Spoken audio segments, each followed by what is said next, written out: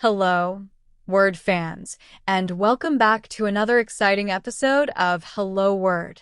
I'm your host, Alex, and I'm thrilled to have you join me as we explore the wonderful world of English vocabulary.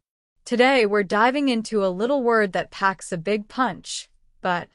But is an A1 level conjunction, and it means use to introduce a contrast. It's one of the first words we learn when we start speaking and understanding English, and we use it constantly. So, what does but really do? Well, it essentially signals a shift in direction. It tells the listener or reader that what's coming next will be different or perhaps unexpected compared to what was just said. It's that little bridge that connects contrasting ideas. Now, let's think about some synonyms for but. While but is quite unique, we can explore some words that offer similar contrasting functions. Consider the word however. We can say, I wanted to go to the park, but it started raining. We can also say, I wanted to go to the park, however, it started raining. Notice how however introduces the contrasting idea, much like but. Another similar word is yet. For example, she is tired, but she is determined to finish the race.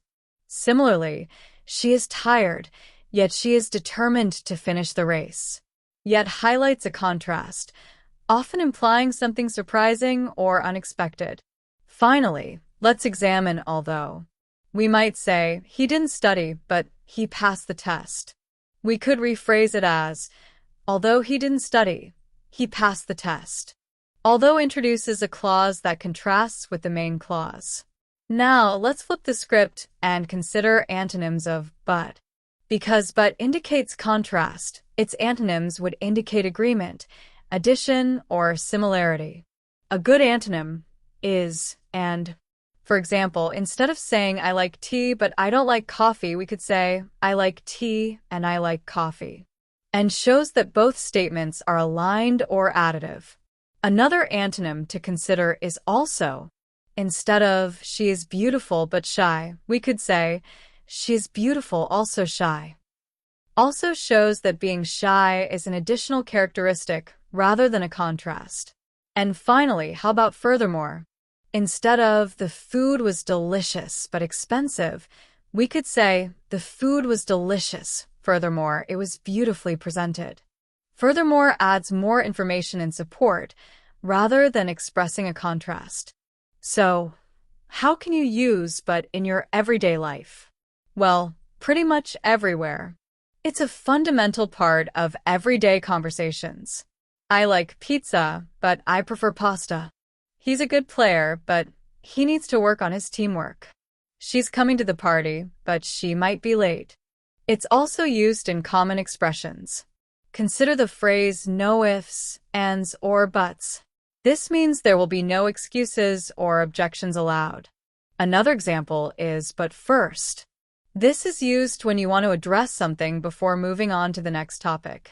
We need to review the sales figures, but first, let's grab some coffee. Let's look at some more examples of but in sentences and phrases.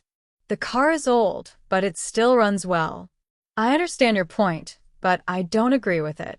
She tried her best, but she didn't win. But what if it rains?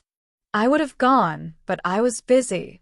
But seriously, though, what do you think? He said he would call, but he hasn't yet. I like the dress, but it's too expensive. The movie was long, but I enjoyed it. She's intelligent, but sometimes she lacks common sense. I know you're tired, but we need to finish this project. I wanted to buy the shoes, but they were sold out. The weather was terrible, but we still had a good time. It's a difficult task, but not impossible. I'm not sure, but I think that's the right answer. He is very talented, but he is also very lazy. She is fluent in English, but she wants to learn Spanish too. Remember, but is your go-to word for introducing contrast. So, to recap, but is an A1 level conjunction that's used to introduce a contrast. Synonyms include however, yet, and although, while antonyms include and, also, and furthermore. It's a word you'll use every single day to express different perspectives and create more complex and interesting sentences. Thank you for joining me on Hello Word. I hope you enjoyed learning about but. Now, before you go, don't forget to subscribe to the podcast and leave a review. Your support helps others find the show and learn English too. And most importantly, I want you to create your own sentence using the word but and share it as a comment under this video. I can't wait to read your examples. Until next time, keep exploring the wonderful world of words.